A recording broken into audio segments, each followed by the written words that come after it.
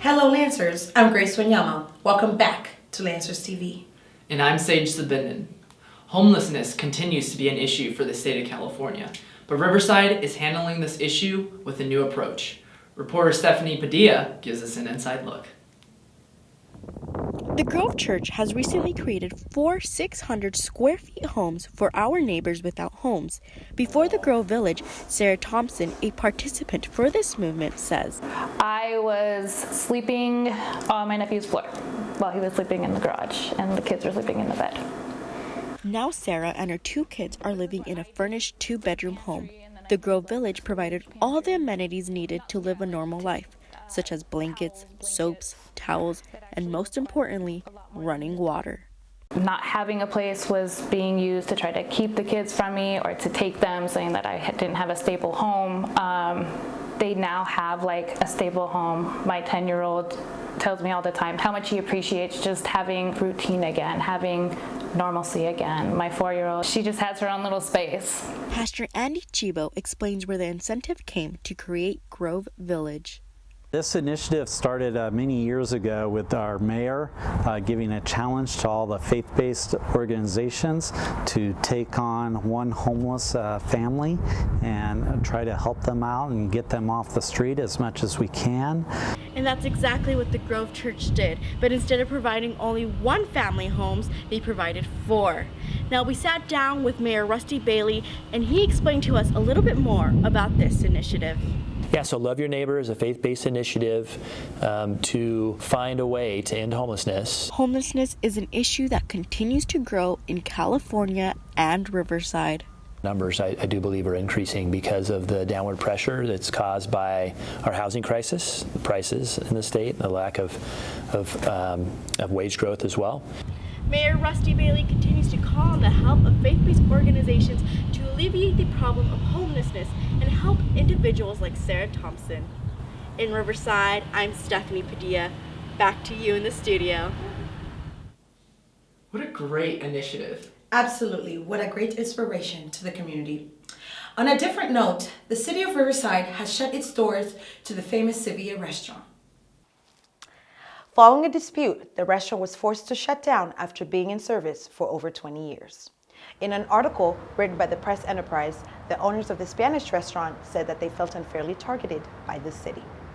The restaurant was a staple to the city of Riverside, given that the franchise has only 2 locations, San Diego and Long Beach. It served as an addition to the various culinary options the city has to offer. California Baptist University prides itself with being a campus full of diverse students with different backgrounds. According to CBU's statistical data, Caucasians make up 37.93% of the student body. Following is the Hispanic/Latino population making up 35%. African Americans make up 8.8%. The rest of the demographics make up less than 5% of the population. A way CBU celebrates the diversity on campus is by hosting several different events throughout the school year that showcase different cultures. One of these events being the Black History Month celebration. That within 5 seconds, you will pass out, and within 10 seconds, you will go brain dead. The rhythm of your heart is always needed to be reliable. Rhythm has always been about renewal and revival, resurrection and resistance. Isaac Pittman, a student intern at CBU Calm Life, was in charge of putting together this event. He says diversity is important on a college campus. I think it's a huge priority and responsibility that we have to do to make sure to acknowledge and enlighten all of the CBU students, traditional undergraduate, even graduate. CBU makes it a priority to make sure that we are culturally relevant and culturally known.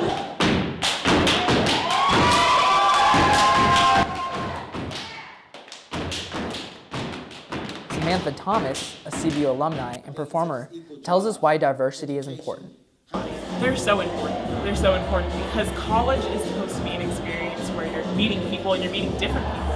And you can't meet different people and not experience their cultures. So I think we're not all the same in reality. We might look different, but we also celebrate things differently. We also have different cultures and different lifestyles. And I think showing people differences sometimes is what brings us all together. Everything at this event, from the performers to the food, were chosen to give students a better insight of what it is like to be a part of the culture. I encourage each one of you Lancers to learn and embrace a new culture. You will learn so much. I could not agree more. It's time for your Lance Up Sports Update with Sydney Rockett. Sydney? Thanks, Grace. Hi, welcome back, Lancer Nation. So far, CBU Athletics has experienced some highs and lows as the Lancers work hard to battle against the top teams in Division I. Softball is currently in season. The Lancers earned their first WAC series against New Mexico State. The Lancers have an upcoming series against Utah Valley. The series finale will also be the Lancers Senior Day. Softball is hoping to send their seniors off with a bang. Baseball is also in season. The Lancers swept California State University's Bakersfield in a conference series for the first time in program history, winning Game 1 with the score of 4-1, Game 2 with the score of 6-0, and Game 3 with the score of 8-2. Baseball will still be in season even after semester is over. There is plenty of time to catch your Lancers in action. The Lancers cheer team wins the girls' NCAA Division I title for the 7th year in a row at the National Cheerleaders Association Collegiate Cheer Championship, scoring the highest for our girls' routine with 0 deductions. These ladies already had 6 consecutive titles while competing in Division II, and they decided to carry on the winning tradition in Division I. The women's water polo team battled the 13th-ranked Loyola Marymount University Lions on their senior day. A tremendous effort was given in the match. The Lancers fell just short of a win, which would have been the biggest upset in program history.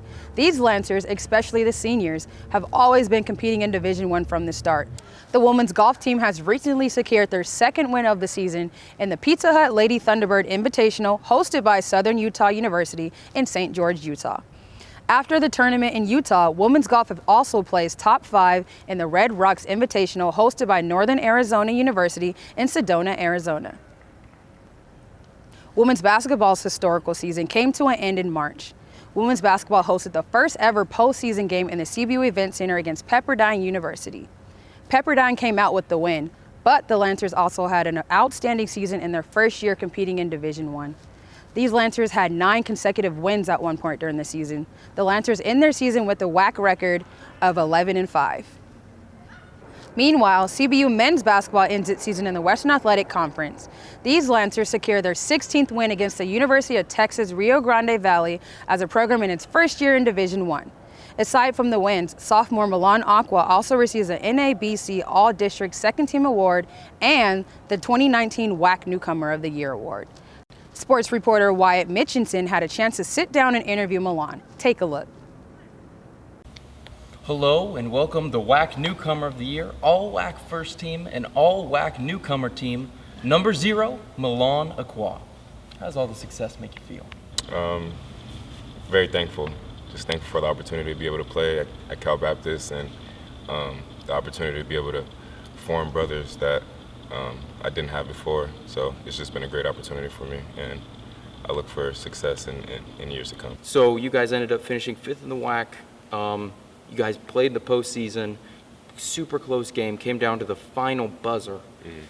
How did you guys have so much success in your first year? I would give the credit to just the mindset that we had coming in. Our mindset that we set before the season started was be fearless when we made the jump, and I think that's what we did. We came with the fearless mindset that we could compete with anybody. We knew we would go through adversity at times, which we did, but it's about how you respond, and I think we did a great job of doing that throughout the season. We still have a lot of pushes we can make to get better, and I think that this spring and summer is really going to help us to develop and make a big jump next year. So finally, we're going to talk about the infamous half-court shot. All right. So down 2 against Oral Roberts. They come down, lay up, they're up 2. All right. You guys, no timeout, just go. You hoist that shot up less than a second. If that doesn't go in, it's over. Right. How did that feel to just see it go right in? It was definitely a great experience, but it was more so just being able to do it here and being able to do it with my brothers. Man, to be able to get our first win that way, that's something that I'll never forget, and I'll hold that close to me forever. So that was definitely a historic night for all of us, honestly. Oh yeah, I mean, I love that, you know, in everything you do, you always bring it back to your teammates. Right. It shows that, you know, we see star players, you know, they can get away from their teammates, but right. you are just so connected in that. I really enjoy that about you. You make yourself just such a great teammate. Appreciate it. So, I mean, people probably don't know that, but that was your first three of the game. Yeah. That was your first made three of the game. It was. And it was the most important three right. of the right. game. So, Sports Center, every night they have their top 10, you know, best plays of the night. And so, sitting at number 1, Milan Acquaah from CBU, the first big thing that CBU had, just publicity-wise. How was that to see that you are the top play on SportsCenter? There was pro sports going on that night. There was basketball going on. There was baseball going on. How did it feel to just see you up there at number 1? Like I said, it was a great experience the whole night. A lot of people reached out to me and congratulated me, so it was definitely something that I couldn't have dreamed about, but I definitely think that it was a great experience, and I'll definitely hold that close to me forever. So that's something that'll be hard to relive for sure. Yeah. Well, we're gonna try to relive it now. You think you could hit that shot again? We'll see. All right. Let's try.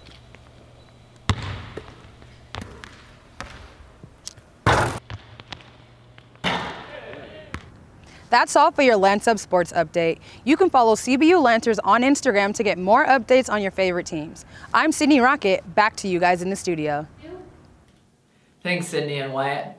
The Inland Empire might be known for its love for NASCAR racing in the city of Fontana, and home to the historic Mission Inn in Riverside.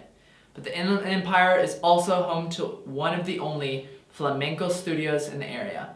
Reporter Azucena Orozco got the chance to interview Inland Empire's own Yvette Garcia.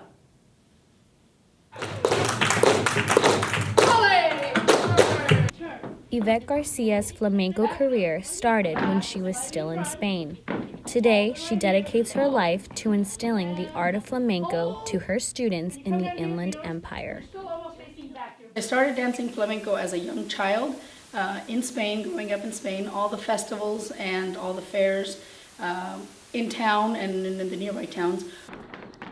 Yvette has come a long way since. She opened her first studio in the garage at her home in Glendora. Today, she owns a successful dance studio in Fontana. Her work and students have been recognized by the state of California numerous times, not just for their talents, but for their events, contribution, and cultural awareness, something Yvette holds close to her heart. My personal mission is to instill a little bit of cultural awareness so that people understand that these are dances of Spain, but more than dances of Spain, it's dances of the gypsy people. Yvette has an elite group of dancers that perform at Spanish festivals, county fairs, and city activities. It is here where she can see the fruit of her hard work coming to life.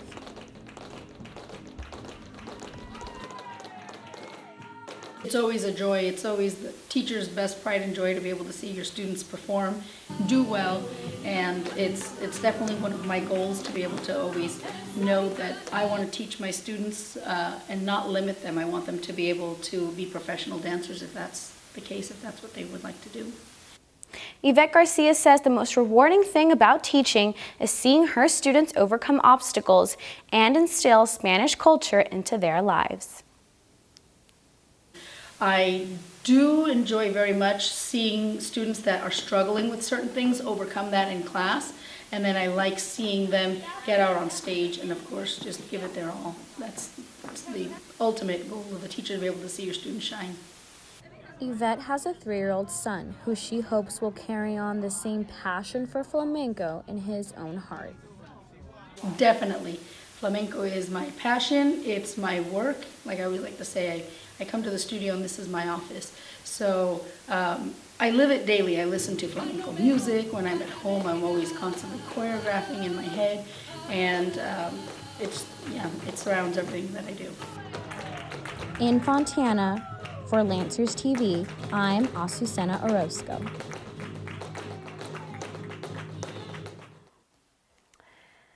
California Baptist University offers 7 different food locations, and at times it can seem a bit difficult to eat healthy on campus.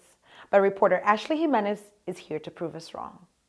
With restaurants like the Alumni Dining Commons, Chick-fil-A, Wanda's, Habit, Monty's, Briscoe's, Foodology, and the CX store, there are a number of options that can help maintain a healthy lifestyle on campus. With Chick-fil-A biscuits or a quick croissant at Wanda's, CBU students may have a difficult time keeping their healthy diets. However, Aaron Longerstead, junior kinesiology major, shares his way around it. I guess it could be eating the proper foods, whether that be quote unquote healthy foods like vegetables, fruits, or that could be just making sure you're not overeating on campus. But first, I would say the first thing you can do to eat healthy on campus is choosing where you're going to eat. In order to have a healthy diet on campus, the first step is always knowing what your body needs. Diets differ based on what your body has enough of and what it lacks. Kip Daughtery, the Director of Food Services, explains how versatile health can be. We currently serve about 41,000 meals a week on campus, so we're appealing to a wide variety of different diets and different opinions about what healthy means. We buy all types of fresh, high quality ingredients, and if you look at ADC with the salad bar and different items we have, those are good examples of things that you can eat and build healthy diets from that aren't processed. Every CBU restaurant has a variety of healthy options. El Monte is a popular one with a total of 11% of the overall guests on campus. It has vegetarian options, low-carb options, and other dieting choices. Similarly, you can accomplish different diets in every location. Keep an eye out for an email. Provider claims that survey responses allow students to be more involved in the decisions that go into making their food. For Lancers TV, I'm Ashley Jimenez.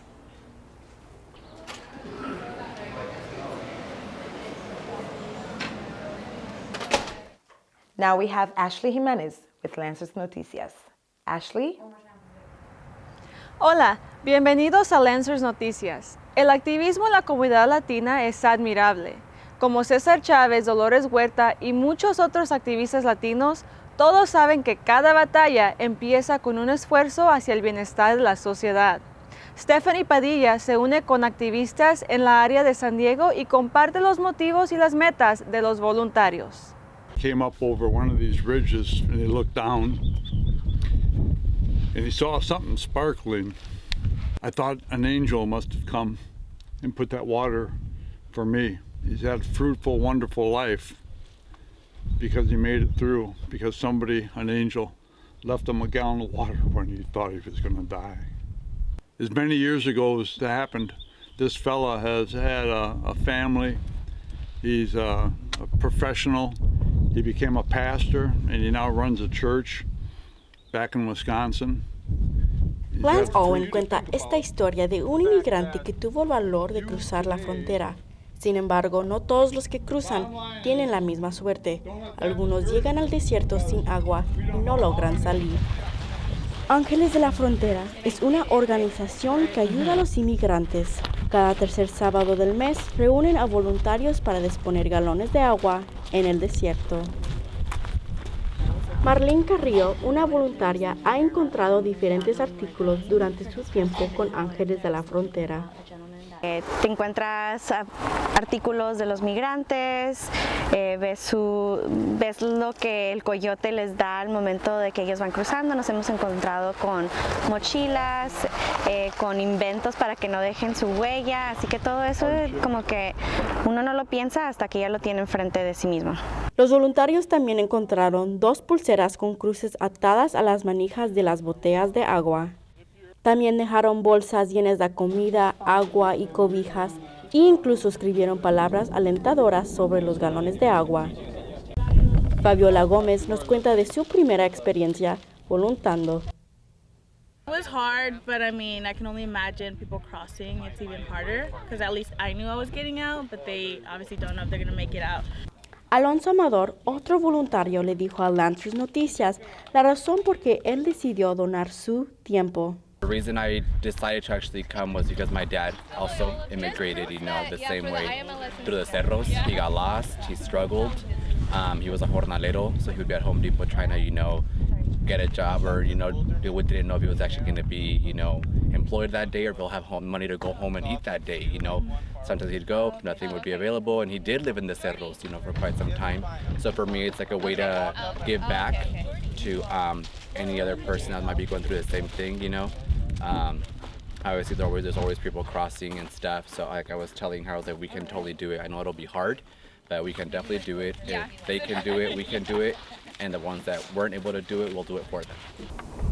La inmigración ha sido y continúa a ser un tema controversial. Gracias a los demócratas y los republicanos, este tema ha sido polarizado. Pero, ¿es este tema humanitario o político? Es humanitario, nuestra labor es humanitario. Tuve el honor de recibir el Premio Nacional de Derechos Humanos de México en 2009 y porque saben que la labor que hacemos nosotros es totalmente humanitaria. Pero algunas personas no están de acuerdo. Cuando estábamos caminando en el desierto, un avión rodeó por encima de nosotros varias veces. Hemos tenido situaciones, ángeles de la frontera, con la migra que nos trata de detener o parar, pero no nos paran, no nos van a detener. Nosotros sabemos lo que estamos haciendo y nosotros vamos a continuar a salvar vidas, no importa lo que diga cualquier persona. Los voluntarios regresan al mismo lugar semanas después para ver si su trabajo se llevó a cabo. Pero a veces encuentran los galones de agua vacíos con agujeros de bala o cortados en dos. Está siendo las señales que la migra estaba allí. Sin embargo, esto no los desalienta. Ángeles de la Frontera va a continuar a dejar agua en el desierto si ese es el único medio para salvar vidas. En Acquaah, California, soy Stephanie Padilla. Qué dicha poder contar estas historias en un país que apoya la libertad de la prensa. Pero no todos los países tienen esa dicha. Varios países prohíben el periodismo. Venezuela tiene estricta censura de los medios, tan estricta que Jorge Ramos lo detuvieron por ser periodista. Veamos el activismo que ocurrió debido a una experiencia inesperada. El dictador de Venezuela ganó su título cuando fue entrevistado por el equipo de periodistas de Univisión. Entre ellos, el periodista Jorge Ramos fue el que realizó la entrevista. Tras ser deportado, comenta sobre la seguridad de los periodistas. Eso es lo que nos toca hacer a los periodistas, hacer preguntas, pero dejo esto. Si esto nos pasa a nosotros, que somos periodistas extranjeros protegidos, en este caso por las embajadas de México y de Estados Unidos, imagínense lo que sufren los ciudadanos venezolanos y los periodistas venezolanos. Así que, fuerza Venezuela. Venezuela está sufriendo una crisis violenta y los ciudadanos están protestando y buscando derechos humanos básicos. El ingreso promedio de ciudadano venezolano, según Jorge Ramos, es de $5 al mes. Durante la entrevista con el presidente de Venezuela, Nicolás Maduro, Jorge Ramos le mostró el siguiente video.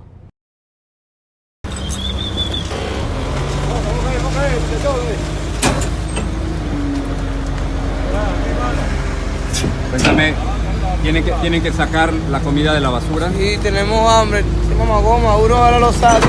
Jorge Ramos aboga por la importancia del trabajo y los deberes y responsabilidades de cada periodista. Eso concluye el segmento de Lancers Noticias. Muchas gracias por acompañarnos. Yo soy Ashley Jiménez.